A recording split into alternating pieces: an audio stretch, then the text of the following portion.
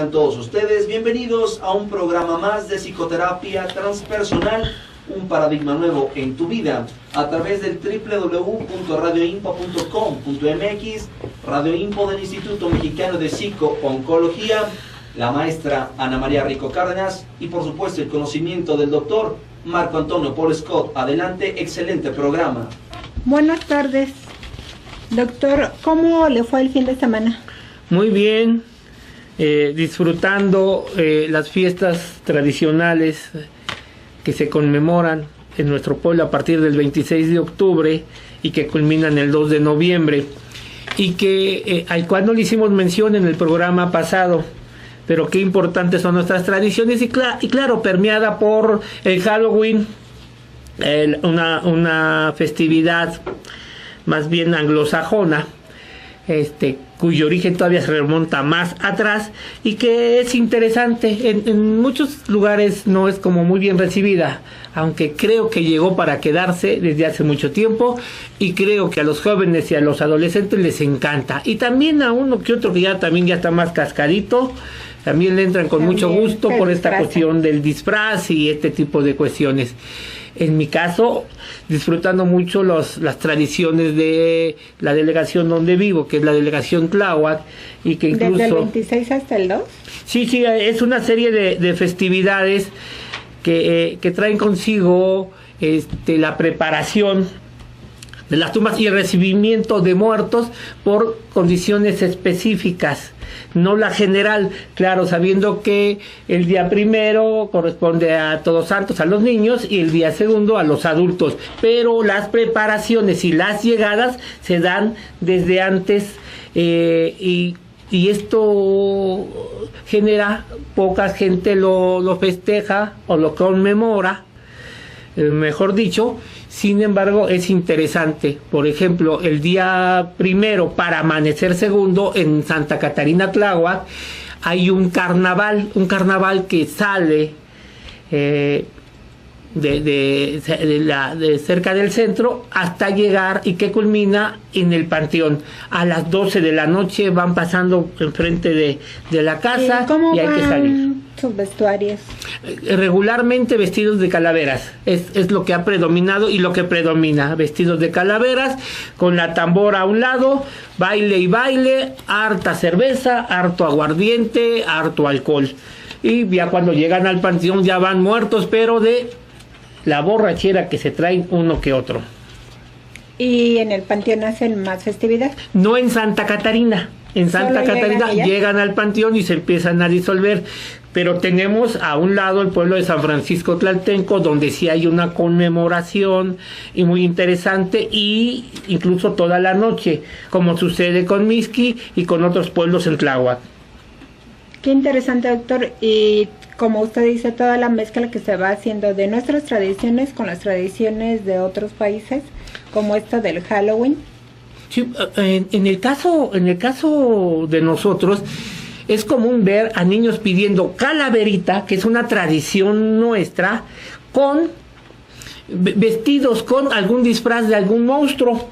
Y entonces esta vestimenta corresponde al Halloween y la pedida a nuestras tradiciones prehispánicas. Entonces ambas se mezclan, entonces ya tenemos una mezcla que da desde lo prehispánico, lo hispánico y lo anglosajón, permeado por lo norteamericano, y entonces se genera algo interesante. Pero así es el mundo de ahora, en casi todas las tradiciones difícilmente encontramos que éstas se manifiesten o se den de manera pura. Casi siempre están permeadas, como es el caso de los carnavales, que para el caso de México la gran mayoría no corresponden a carnaval, no corresponden a la fiesta de la carne, pero sí corresponden mucho a los festivales, aunque algunos carnavales sí son fiesta de la carne, como el caso del de Veracruz, pero no el que nos presentan regularmente, sino el que se da entre las calles. Es verdaderamente una fiesta de la carne, y entonces hay que limpiarse después del carnaval, hay que sanarse, y para entonces llegamos al tiempo donde vienen las preparaciones para Semana Santa. Tal vez ha quedado un poco más puro lo que son las ofrendas y la visita al panteón, pero ya lo de los disfraces y todo esto, sí, de plano ya se absorbió mucho aquí en México. ¿Usted pedía calaverita cuando era niño? No, fíjese que en mi barrio la calaverita eran dulces. Lo que se daban eran dulces y la verdad no fui aficionado, aunque muchos de mis amigos sí lo hacían. Y regularmente lo que hacían es con una caja de zapatos hacerle los agujeritos y poner una vela adentro. Y ahí se iba uno pidiendo calaverita, o se iban ellos pidiendo calaverita, y había quienes les daban dulces y había quienes les daban algún centavo. En aquel tiempo 20 centavos era algo generoso y bien recibido. Entonces, yo no participé, ni una vez hice calaverita, que yo recuerde. Pues gracias por comentarnos qué hizo este fin de semana, y también nos gustaría escuchar cómo viviste esta última semana las tradiciones. Pues bien, doctor, ya para entrar al programa, hemos hablado de acontecimientos transpersonales. Ya hemos visto en otros programas los acontecimientos transgeneracionales y también los intergeneracionales. Hoy quedamos que íbamos a empezar a ver todo lo que entra en el concepto intergeneracional. Ok. Antes de entrar a lo intra y entrar a la familia, quiero contestar 3 preguntas que llegaron la semana pasada. Una de ellas: en los mundiales consecuentes al muro de Berlín hubo participación de 2 Alemanias. ¿Hubo consecuencias en el deporte después de la unificación? Sí, claro. Más adelante las 2 Alemanias ya unificadas solo compiten con un representativo, recordando que Alemania de Oriente, la democrática, era una potencia a nivel amateur porque no se concibía el profesionalismo. Entonces, por mucho tiempo obtuvieron muy buenos lugares, incluso medalla de oro en las Olimpiadas.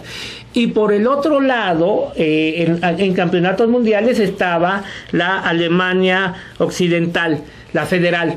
Hay que recordar que una forma de presentarse hacia el mundo y las muchas o pocas virtudes del socialismo era a través del deporte. El caso de la Unión Soviética, el caso de Alemania, el caso de Cuba, donde la inversión en deporte era y es muy fuerte, y como consecuencia era como mostrarse ante el mundo como una gran potencia. Esto lo hizo muy bien la Alemania democrática, la Alemania oriental, la Alemania socialista. Y ya unificados, pues con la novedad de que hace poco quedaron campeones, lograron el campeonato del mundo en Brasil. Dice: ¿cambió en algo la influencia de la religión en el gobierno después de los cristeros? Sí, el gobierno llegó a un pacto que se celebra antes de terminar la guerra entre el candidato ganador de las elecciones, en este caso Pascual Ortiz Rubio, quien se encarga de negociar con el Vaticano por medio de un obispo la terminación de la guerra. Y aunque el artículo 30 no sufre modificación ni su reglamentación, al gobierno le queda muy claro que no se va a meter con la iglesia hasta nuestros días. Es un pacto que sí hace en lo oculto. La única bronca es que al gobierno y a la iglesia se les olvidó informarles esto a los cristeros, y después del pacto los únicos que se quedaron colgados de la brocha fueron los cristeros, y las matanzas del gobierno federal por medio del ejército sobre cristeros fueron tremendísimas. Ese acuerdo lo logra una persona que no se consideraba nada inteligente, Pascual Ortiz Rubio, que compite con Vasconcelos por la presidencia de la República, pero Vasconcelos no se quiso ligar con los cristeros, y entonces casi toda su plataforma estaba dirigida hacia jóvenes intelectuales, pero no a los demás jóvenes. Es derrotado, o al menos eso es lo que se dice, de las personas serias, por Pascual Ortiz Rubio, y ese que se veía medio tontito, que en el maximato, el periodo que Calles gobierna el país sin ser presidente, pero colocándolos, él se encarga de hacer en contra de Calles estos acuerdos que quedan en lo oscurito, diríamos el día de hoy, para acabar con la guerra. Vuelvo a repetir, la gran afectación fue sobre los cristeros, porque a ellos nunca les avisaron, y entonces ya desorganizados, ya sin apoyo, ya con la muerte de su general, se dieron condiciones muy, muy fuertes y hubo matanzas terribles y muchos cristeros fueron colgados o fusilados. Sí, repito, ¿cuál fue la influencia? El gobierno dejó de meterse en los asuntos de la iglesia y la iglesia dejó, al menos de manera más significativa, de meterse en los asuntos del gobierno. Hay algo de expresar públicamente su opinión, ¿no? Era como que los sacerdotes antes lo expresaban públicamente de cuestiones políticas y fue como ahora reprimirse un tanto. No crea que se quedaron callados todos. Ahora, hay algo que es muy interesante. Lo que Calles les había impuesto era inaceptable para la iglesia, y una de ellas es que para oficiar misa el sacerdote tenía que ser casado, y esto no lo iba a permitir la iglesia. Les digo, el artículo 130 constitucional sigue vigente y cada quien determina y sabe lo que tiene que hacer. Ese es el acuerdo para acabar con la guerra. El problema es que no se les avisó a los cristeros y que le correspondería a la iglesia avisarles que se había llegado a un acuerdo. Por otro lado, tuvo consecuencias reflejadas hasta nuestros días el conflicto de la guerra de los cristeros. Sí, esta participación que hubo de del gobierno en el sentido de no tocar o tocar lo menos posible, así lo menos posible los asuntos que tenían que ver con la iglesia. Otra de las preguntas me dicen que cómo se da el caso del padre Pro y de la madre Conchita. Bueno, son dos eventos diferentes que se dan en la misma época.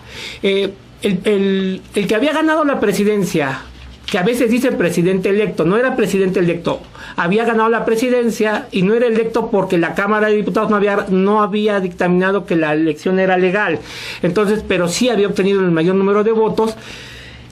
Tiene un atentado primero. En ese atentado le mandan una granada o le intentan colocar dentro del carro una granada. Esa granada no cae dentro del carro, cae afuera, hay un intercambio de disparos, muere uno de los ocupantes del carro que intentó matar a Obregón.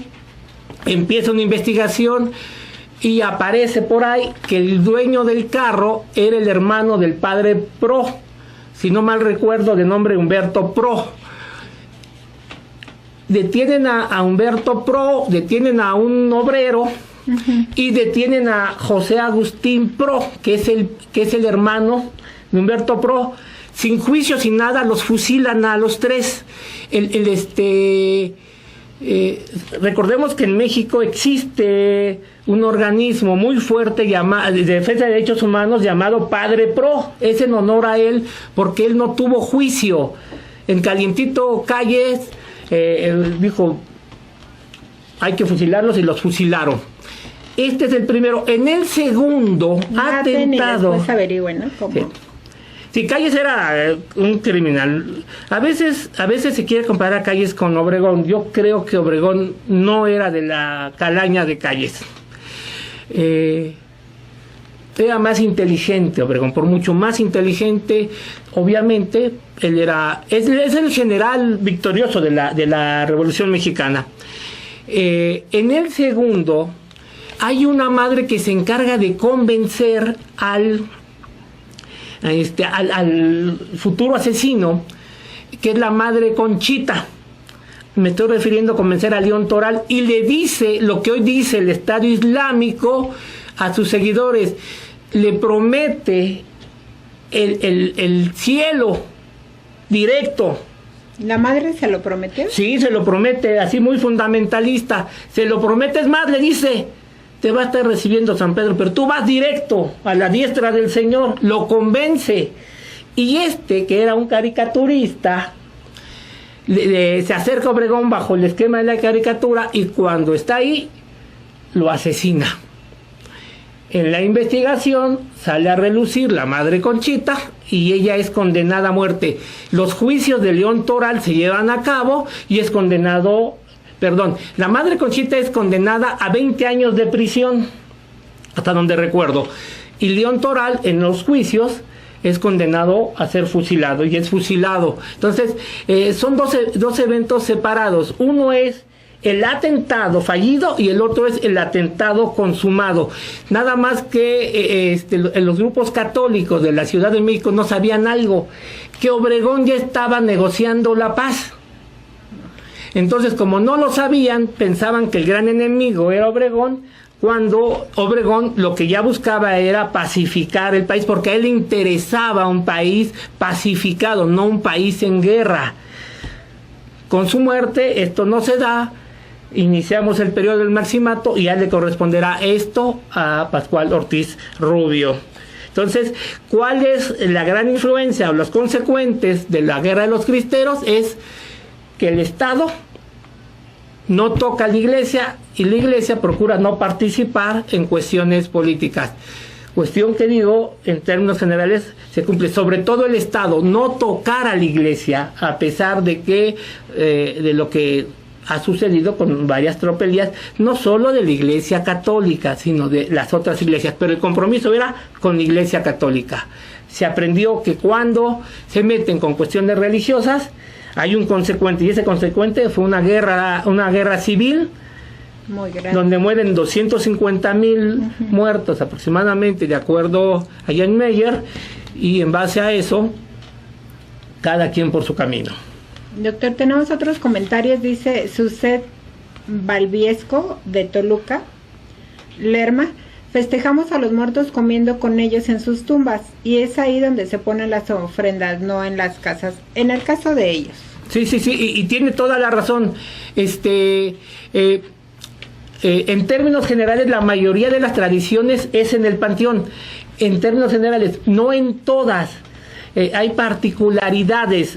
Por ejemplo, en el caso de Tláhuac, hay lugares donde es en el panteón y otros donde es la casa. Incluso se coloca un adorno para permitir una especie de estrella. Regularmente el color que predomina es el rojo, para guiar a los muertos el regreso a la casa. Digo, es que no tenemos una festividad de muertos, tenemos un conjunto de festividades, y lo podemos notar con mucha claridad en las ofrendas. La gran cantidad de ofrendas que hubo. De hecho, el día sábado me tocó ser jurado de un concurso de ofrendas, donde pude ver 2 ofrendas oaxaqueñas, y cada una con sus peculiaridades, lo cual significa que en cada región, claro, hay cosas muy específicas. Y en las de Oaxaca, las 2 que nos tocó ver se colocaban, de acuerdo a lo que nos narró la gente que investigó, en casa. Ok, aquí nos dice una alumna de psicología de Tláhuac: Nadia, gracias por escribirnos. El Día de Muertos es una celebración mexicana que honra a los ancestros. ¿Esto cómo lo explica en esta cuarta fuerza de lo transpersonal? Sí, recordemos que de nuestros ancestros tomamos muchas cosas.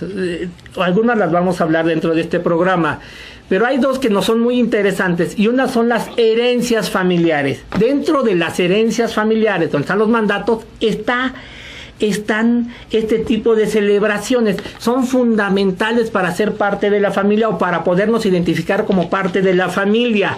Yo le diría que más que una celebración mexicana, es una celebración cuyas raíces son todavía mucho más atrás, antes de que existiera el México contemporáneo, que después se fusiona entre las creencias prehispánicas con las creencias católicas que venían de España, y que en ese sentido nos dan nuevas herencias familiares, quedando por arriba la creencia que tenía que ver con los muertos, en referencia al catolicismo, y quedando por debajo, pero no desapareciendo, las creencias que tenían que ver con nuestros pueblos prehispánicos, recordando que no es uno, sino un conjunto de pueblos, y de lo que decíamos, no es una celebración, sino un conjunto de celebraciones.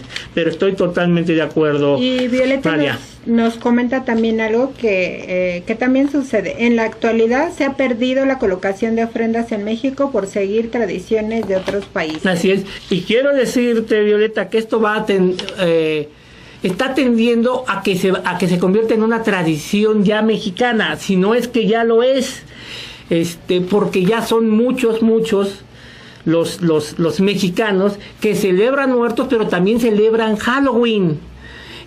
Quisiéramos que no se diera de esa manera, pero la realidad nos ubica en un contexto diferente, sobre todo en las ciudades, tal vez un poco menos en los pueblos, pero quiero decirle que, por ejemplo, en Ahuehuetzingo, Puebla, que está en Puebla, en el estado de Puebla, y donde la mayoría de los hombres han migrado a los Estados Unidos, muchos de los jóvenes y niños ya aparecen con las máscaras del hombre lobo, del monstruo de la laguna, de Frankenstein, que corresponden al Halloween, pero ya mezclándolas con nuestras tradiciones. Y aunque a los más grandecitos, a los señores de la tradición, no les gusta, pues se da. Incluso en Santa Catarina, el párroco dijo que no se podían vestir porque eran cosas demoníacas. Literal, así lo dijo. Pues a los jóvenes les valió. A los grandecitos, a los señores, como que siguieron esto, pero los jóvenes dijeron, no, qué demoníacas ni que nada, y había muchos jóvenes y muchos niños disfrazados en el pueblo, a pesar de la opinión que tenía el párroco con respecto al Halloween. Dice... No, es la que ya leí. Ok, perfecto. Mire, hablando de Puebla, ¿se gusta leer esto? En Puebla se festejan con los ha de ser así, como se pronuncia, con los huegues, que son personas que bailan de casa en casa y piden maíz, frijol, que se ofrenda a la iglesia, nos dice Francisco Rojas. Sí, en el lugar donde estoy bailan las mojigangas, es el término que ocupan, vestidos, y sí, van de casa en casa. Regularmente van recolectando comida, calabaza en dulce y cosas por el estilo. En el caso tradicionales de esta época, camote, calabaza. Sí, allá es calabaza, no es camote. Calaveritas. Y Francisco, me refiero a Ahuehuetzingo, Puebla, y se lo van comiendo en el camino y lo van mezclando con aguardiente también. Pero van tocando de casa en casa. Sí, van bailando por las calles. Las mojigangas, si no mal recuerdo el término. ¿Y él dice que pide frijol y qué? Maíz y frijol, y que se lleva a la iglesia. Y lo dejan a la iglesia. Lo dejan en la iglesia. Miriam Noyes, qué bueno que nos escribes. Ya tenía 2 programas que no nos escribía. Saludos a todos. Un abrazo al doctor. Muchas gracias, Miriam.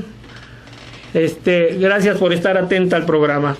Doctor, nos estaba hablando de todas estas acontecimientos que se van transmitiendo de generación en generación, y tiene que ver esto también con el área espiritual de las personas, las creencias de, bueno, me voy a conectar con mis ancestros, con los que ya se murieron. En términos generales tiene que ver más con las creencias religiosas, más que espirituales. Y las creencias religiosas están dadas en la estructura psíquica, en el pensamiento, en la mente. En ese sentido, y como lo había comentado, son parte de lo que nos van heredando nuestros antepasados, que a través de la generación tras generación van dando este mandato, y que este mandato tiene un carácter sagrado para la familia, o al menos para la familia que lo toma como tal. De tal manera que en el caso de mi familia, la ofrenda se coloca en casa, y la ofrenda debe de llevar alimentos que de alguna manera u otra le hayan gustado a las personas que ya no están, mi mamá, mi papá, mi abuela. Llevan la sal, llevan el agua, alimentos, su molito, las veladoras, su pescado para mi mamá, que comía mucho pescado, las flores de cempasúchil, y unas flores que no conozco bien el nombre, son de color morado. Entonces nos dicen que pata de león parece que se llama. Pues posiblemente.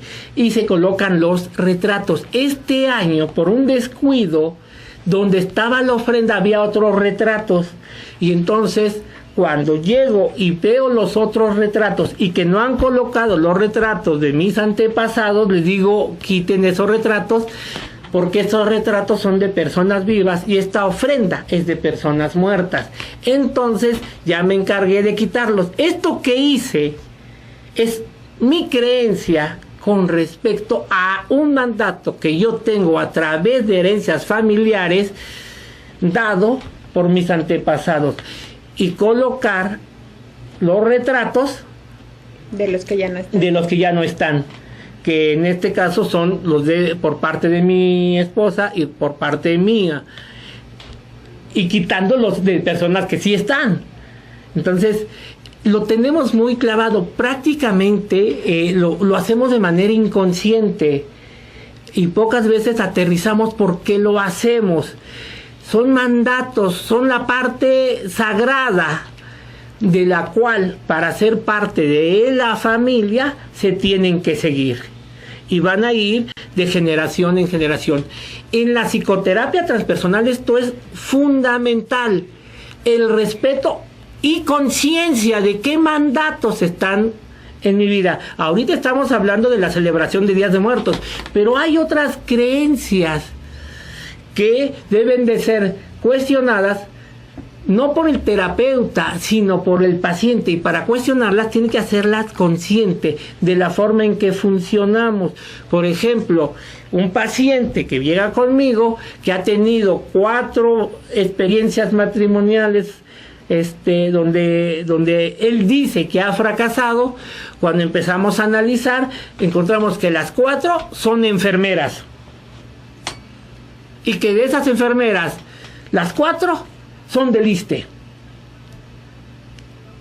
Cuando le pregunto si tiene consciente esto, me dice no, me acabo de dar cuenta. Entonces, ¿qué hace él?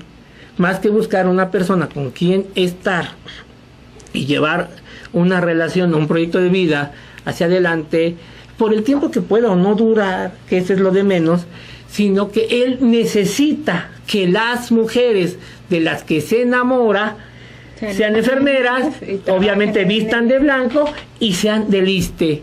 Y yo le decía, ¿y por qué del ISSSTE? Dice, pues es que yo trabajé en el ISSSTE.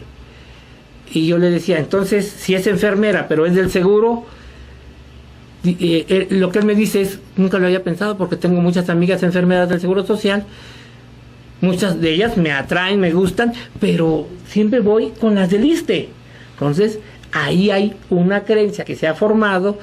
Cuando ya revisamos más a fondo, me comenta que su mamá le decía que prefería lo del ISSSTE porque su familia, varios de sus hijos habían trabajado en el ISSSTE. O sea, el mandato llega por su experiencia de vida, pero también por lo que su mamá le decía. Ok, entonces el hecho de poner ofrendas es el claro ejemplo de los mandatos que tenemos, y aquí lo podemos ver físicamente, pero también está todo eso que no podemos ver físicamente, como este caso. Así es, incluso dentro de nosotros, o al menos de muchos de nosotros, es un día en que nuestros difuntos nos visitan, es volver a encontrar y entrar en contacto con ellos. Para aquellos que colocan a ofrenda, pero no creen que ellos vengan, por lo menos el recuerdo de la memoria se activa para sacar las anécdotas de lo que sucedió cuando estaban en vida. Claro, a lo mejor ellos no ponen ofrenda o una luz o algo hacia un muerto, pero sí, con la misma plática con los demás amigos, se les recuerda todo lo que llevan en la mente de los que ya no están. Doctor, ya vamos casi a la mitad del programa. Muchas gracias por escribirnos de este tema fabuloso, nos llevaríamos mucho tiempo. Ya no hay más preguntas, Leti, de estos temas de la semana pasada. Parece que están llegando, pero en lo que llegan, ¿qué les parece si nos vamos a un corte? Excelente, nos vamos a un corte. Queremos seguirte escuchando, este programa es para ti. Regresamos.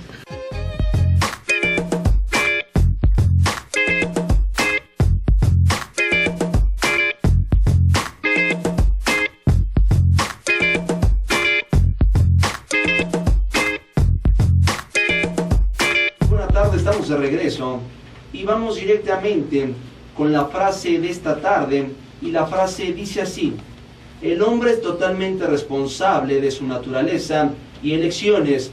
Jean-Paul Sartre. Esto es Psicoterapia Transpersonal, un paradigma nuevo en tu vida, y vamos directamente con la efeméride de esta tarde, y dice así: un día como hoy de 1907, un tren cargado de dinamita se dirigía al pueblo de Nacosari. Uno de los vagones se incendió y Jesús García Corona, mejor conocido como el héroe de Nacosari, tomó el control, sacando el tren del pueblo, salvando la vida de cientos de personas y sacrificando la propia. En 1944, por decreto presidencial, ese día se conmemora en México el Día del Ferrocarrilero. Esto es Psicoterapia Transpersonal, un paradigma nuevo en tu vida, y ellos son los profesionales. Adelante. Pues bueno, doctor, como el tiempo corre muy rápido, ¿qué le parece si empezamos a hablar de los acontecimientos intrageneracionales? Donde podemos hablar de familia, pareja, amigos, objetos, mascotas. ¿Por dónde empezar? Yo creo que el primer punto es entender que la familia, al menos para los transpersonales, es un sistema abierto, en continua evolución, que se va dando generación tras generación. Este es lo primero. Y como es un sistema abierto, lo que sucede fuera del sistema afecta al sistema, como lo que sucede dentro del sistema afecta a lo que se encuentra fuera. Este sistema tiene derechos y obligaciones. La gran mayoría de estos derechos y obligaciones están en función de lo permitido, lo que la familia favorece. También tenemos lo permitido, lo no permitido, pero no prohibido, que puede ser que no está permitido que no llegues a la hora de la comida, pero no está prohibido. Y tenemos un tercer punto que dice lo no permitido y totalmente prohibido, que es como, por ejemplo, en el caso de algunos hogares, que se falte a casa, que el hijo o la hija o el marido o la mujer falten a casa. Lo permitido, lo no permitido pero no prohibido, y lo prohibido totalmente. Sí, lo no permitido y prohibido totalmente. Esto es como algo muy, muy obvio, aunque requiere que para cada familia analicemos cómo se dieron estos mandatos. Recordando que es un conjunto de herencias. La primera vinculación que tenemos de los mandatos se da a través de la conjunción de los apellidos, porque estos determinan mucho más que la simple conjunción de letras. No, cada apellido trae en sí ya una serie de mandatos, de herencias familiares que se han venido dando generación tras generación. En mi caso, recibo mandatos de los Polo y recibo mandatos de los Scott. En su caso, mandatos de los Rico y mandatos de los Cárdenas. Cuando se juntan, estos se fusionan y va a haber apellidos que predominen sobre la otra parte. Le llamamos mandatos dominantes. Que dominen. Y estarán los dominados, pero que sean dominados no significa que desaparezcan. Simplemente se fusionan de tal manera que unos van a estar o van a prevalecer más que los otros, pero los otros siempre estarán presentes. Tenemos las familias. Dice, por ejemplo, yo soy Polo Scott. Como puede decir alguien, yo soy Hernández Sánchez. Como puede decir alguien, yo soy Pérez López. Entonces, esto es una gran identificación. Cuando yo era niño, allá en el barrio, en la colonia cosmopolita, la delegación Azcapotzalco, donde crecí, una forma de saber cómo era determinado chamaco, y preguntaban los adultos, los maestros, ¿y este niño quién es? Ah, él es Marco. ¿De qué familia? Es de los Polo Scott. Ah, está bien, es buena familia. La familia nos da la primera identificación social. Pero ya llegará alguien que dijese, ¿y que este niño quién es? Él es Marcial. es de los Sánchez Mondragón. Es buena familia. Pero no siempre sucedía así, porque había familias distintas y podría darse el caso de que dijesen, este niño es Gustavo, este es de los Jiménez, de los Mejía Jiménez. No, cuidadito con esa familia. O sea, se nos trataba en base a lo que de nuestra familia se sabía en la colonia. La fama que había hecho la familia, ¿no? En esa área. Sí, sí, sí. Y recordando que la fama no es de toda la familia, sino un miembro de la familia le impone el ritmo a toda la familia. Y así se nos catalogaba. También hoy en día, tal vez ya con las distancias más grandes, ya no se puede saber cómo es la familia, pero entonces se ocupa un dicho despectivo que dice, ¿quién sabe de qué familia es? Y es para marcar que hay dudas con respecto a la familia, o que la persona no tiene un antecedente de identificación para poderlo ubicar. O también si no tenía los apellidos que el hijo legítimo y el hijo ilegítimo, o el reconocido o el no reconocido. De todos modos era hijo, pero eso de no tener los apellidos también era como legitimar a alguien, ¿no? Sí, es una forma. Que no hubiese los dos apellidos ya marcaba ya daba una referencia con respecto, y regularmente el apellido que faltaba era el del padre. Como consecuencia decía en aquellos tiempos, es hijo natural, y ya se cuestionaba a la mamá porque no había papá.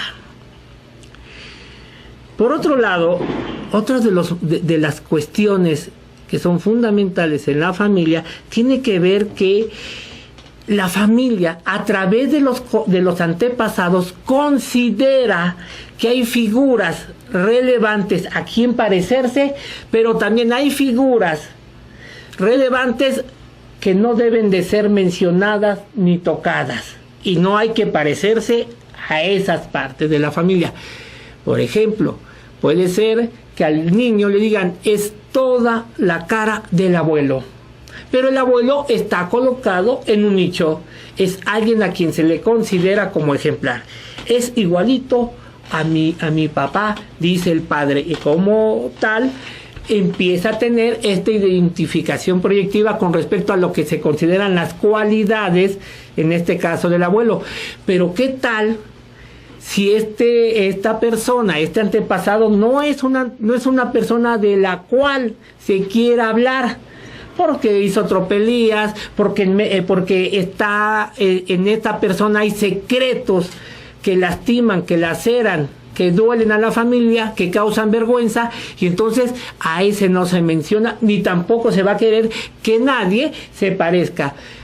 Un ejemplo, yo tuve una paciente cuyo marido, además de que era alcohólico, también en algún momento intentó abusar de una de sus hermanas, de esta señora, de la cuñada. Ajá. Y le habían dicho, y al hijo mayor le habían colocado el nombre de Ricardo Alejandro. Entonces, para no mencionar al señor que se llamaba Ricardo, a este muchacho, a este niño, omitían el Ricardo y siempre le dijeron Ale. ¿Por qué lo hacían? Porque el Ricardo traía consigo el recuerdo de ese padre, de ese esposo alcohólico y que había intentado abusar de un familiar. Entonces no se tocaba. Tiene las dos características en el caso de la familia. Por un lado, hay que parecerse a las figuras relevantes, nutritivas, y no hay que parecerse ni ser mencionados para los otros tipos de figuras relevantes, tóxicas, de acuerdo a la familia. Y el tercer punto es que la continuidad de la familia pasa de generación en generación, y es obligación de sus integrantes que se mantenga y prevalezca. En el caso de la tradición judío-cristiana, mucho se da a través del apellido, y se busca mucho que el hombre, el primer hijo, sea varón. Esa es la cuestión, para que la familia, la estirpe, el apellido, vaya de generación en generación y se pueda seguir dando. Entonces, esta continuidad tiene que ver con esto. Y el otro punto, finalmente el cuarto punto, es: toda familia posee en sí aquello que la determina como cualidades, y esas están en función de los mandatos. Es decir, un Paul Scott debe de ser educado, pero no puede ser grosero. Para cada mandato hay una polaridad de lo que debe y de lo que no.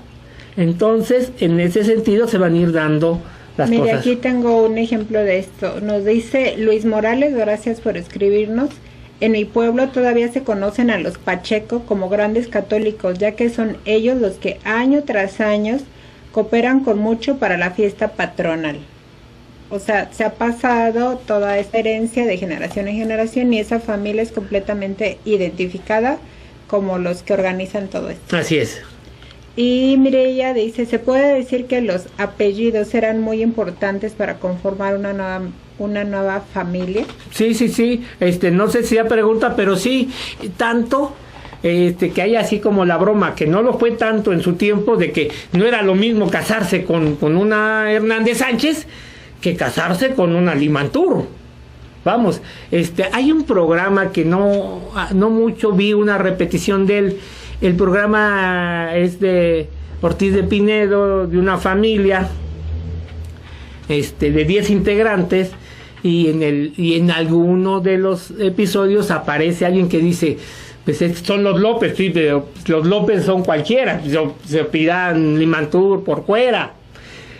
Ese es así el asunto. El apellido marca mucho. Hoy tal vez no sea tan importante el contenido del apellido en letras, pero sí es muy importante que la familia de donde proviene el apellido sea alguien respetado, de tal manera que, aunque decimos que ya la familia no cuenta, yo diría, como dice el famoso comercial, cuenta y cuenta mucho. Así es. Nos están pasando más preguntas, doctor, precisamente de todo esto que nos está comentando.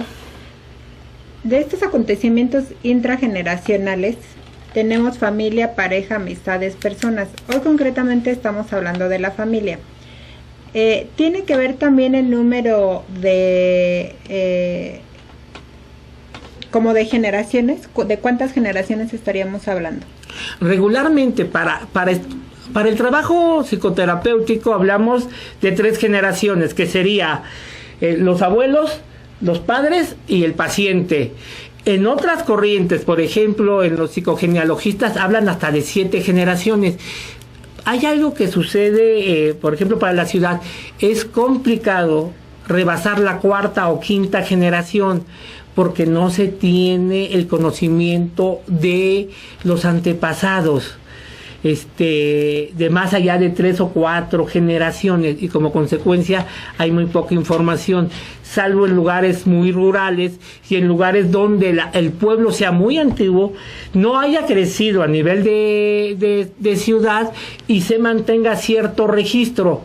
Aquí la cuestión es que es muy escaso, y regularmente aquí tenemos un problema de otro tipo, y es las relaciones entre familiares. O sea, es decir, los incestos que se dan como consecuencia de que la población no creció son los mismos y empiezan a relacionarse afectivamente. Yo con algunos pacientes, con algunos amigos, y en mi propio caso me he dado a la tarea de estar preguntando precisamente de los ancestros, de los padres, de los abuelos, y efectivamente hay muy poca información. Muchas veces no saben de qué murió su abuelo, o cuántos hermanos tenía el abuelo, o exactamente de dónde venían, digamos, el papá del papá. En fin, bueno, es con lo que yo me he encontrado. Tal vez hoy estemos cambiando también porque ya hay más información, más registros y más formas de llevar todo esto controlado. Nos dice Brenda: doctor, actualmente ya no se utiliza ese término de hijo natural. Es pregunta. Ya no, y mucho menos en la Ciudad de México, donde ya la madre puede registrar, ya tiene años que puede registrar con sus 2 apellidos. Y entonces el hijo tendrá los 2 apellidos. Mi comentario tenía que ver más con varios años antes del tiempo de mi adolescencia. ¿Le ponían en el acta hijo natural? No lo sé, no sé que se le mencionaba como hijo natural, porque solo tenía un apellido. Hoy en día, no, incluso en la Ciudad de México hasta se pueden invertir los apellidos del padre y de la madre, Lo tomando acaban primero. de autorizar hace poco, ¿verdad? Así es, pero tiene años en que se permite que la madre registre con los dos apellidos suyos. Y nos dice Vicky Juárez. Usted lo tiene que leer, doctor. Piden saludos de parte del doctor para el grupo de psicología 18B, Vicky Juárez. Claro que sí, Vicky. Muchos saludos a psicología y sobre todo al grupo 18B, que se debe a que es un grupo grande y se divide en dos para tener mejor, poder tener mejor nivel académico dentro de los grupos, que es una cosa que hace mucho el INPO, para no saturar los salones, 1 y 2, tener mejor aprovechamiento académico. Gracias, Vicky. Saludos a ti y a tus compañeros. A toda la generación. Doctor, es tiempo de hacer otra pausa, otra breve pausa, y continuamos aquí en tu programa Psicoterapia Transpersonal, un nuevo paradigma en tu vida, con el doctor Marco Antonio Polo Scott.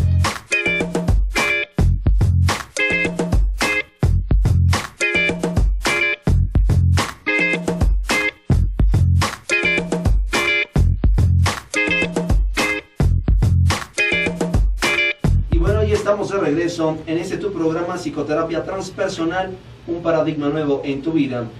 Gracias, Héctor. Pues yo quiero enviar un saludo a Tlaxcala, a Puebla, a Ciudad Victoria, que nos están sintonizando. Y nos dice Rocío, gracias por escribirnos: en mi familia, los Sánchez Colín, las mujeres no estudiaban.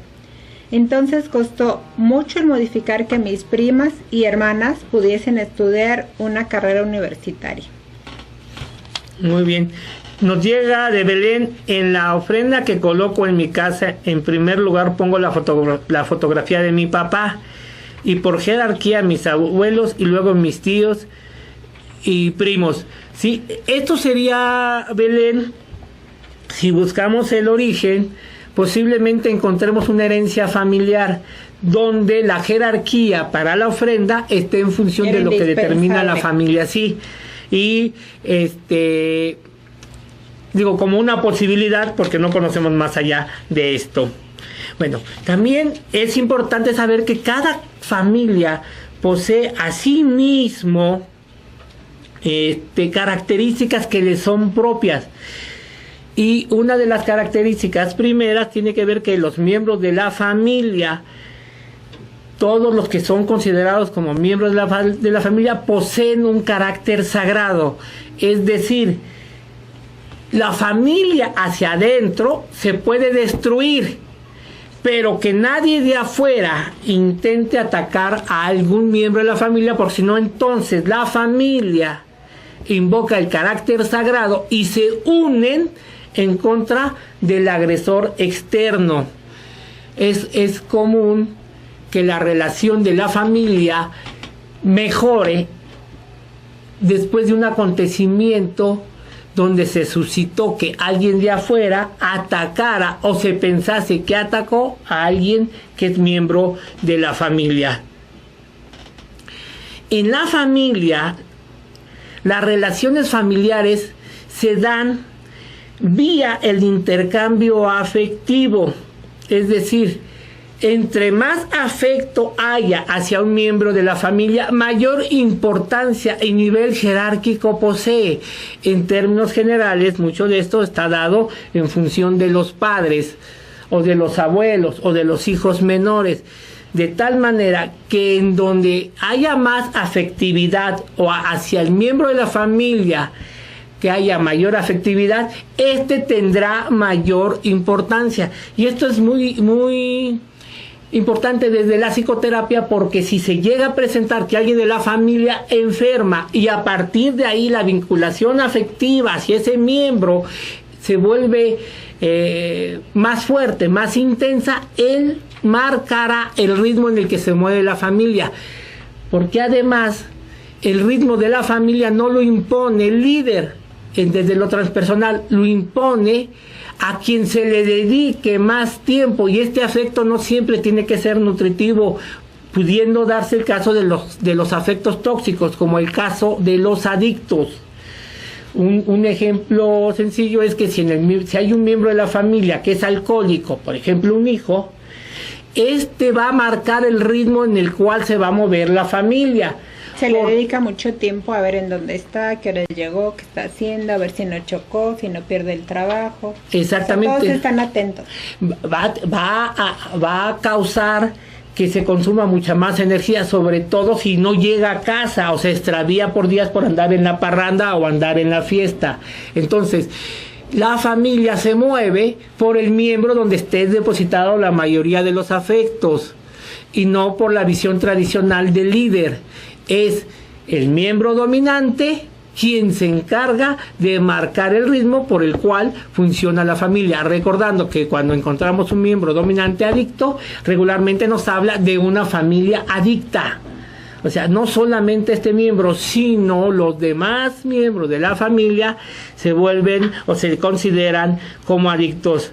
La tercera característica de la que nos habla es que los miembros de la familia son responsables recíprocos de lo que sucede dentro del sistema familiar, de acuerdo al nivel afectivo o al intercambio de relaciones que tengan, pero todos son responsables, incluyendo a los pequeñines.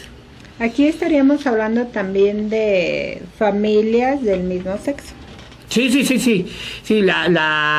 esta separación está más bien dado por las discusiones que se han dado, muchas de ellas sin ningún fundamento. Incluso me tocó ver en un programa de televisión que una persona que su formación tiene que ver por otro lado, tiene que ver con administración y con comunicación, estaba hablando del daño que se le produce a los niños por los matrimonios del mismo aspecto. Yo decía,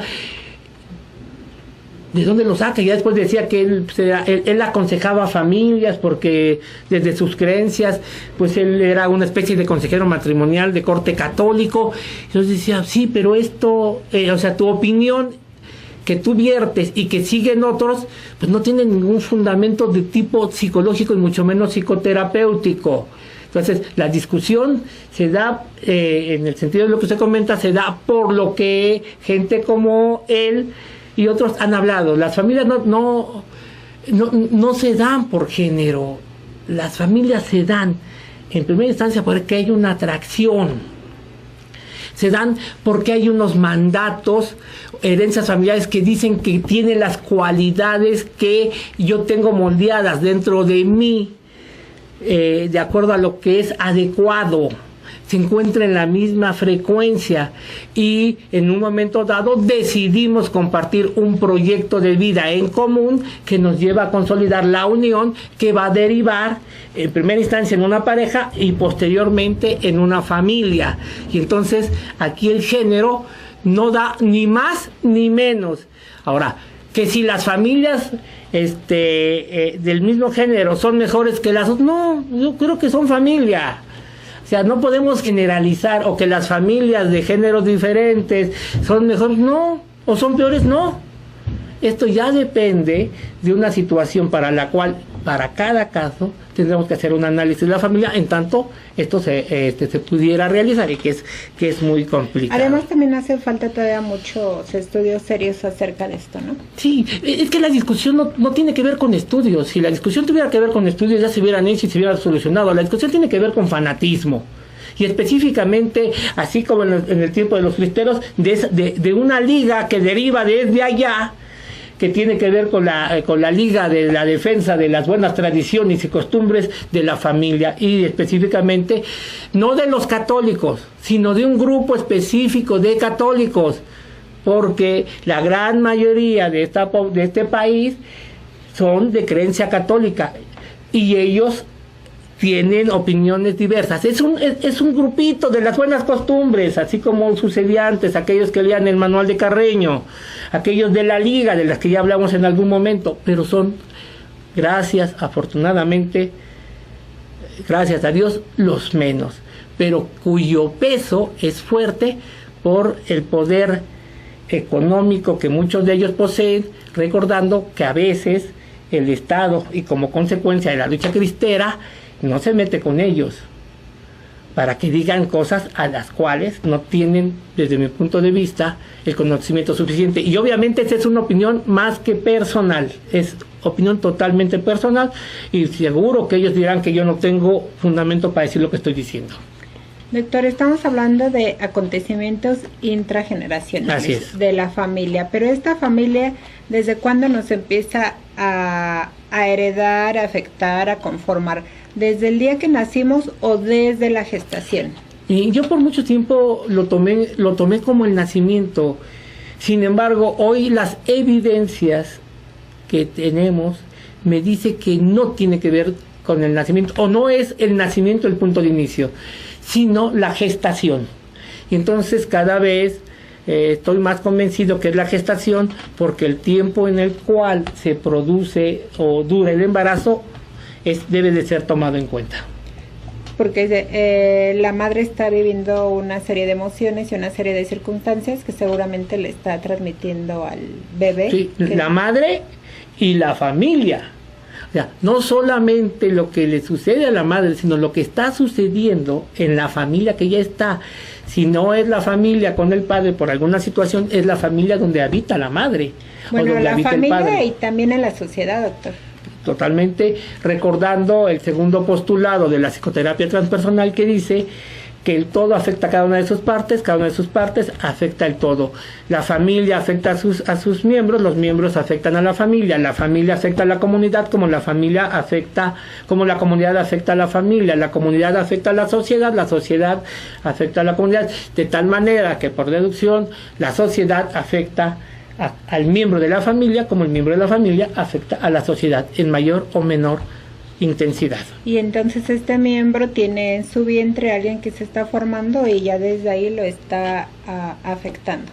Sí, y si seguimos el consecuente de las explicaciones de la ley de la repetición y las explicaciones de la física cuántica, sería incluso antes de que naciera, desde el momento en que se determina la posibilidad de poder formar una familia o de engendrar un hijo.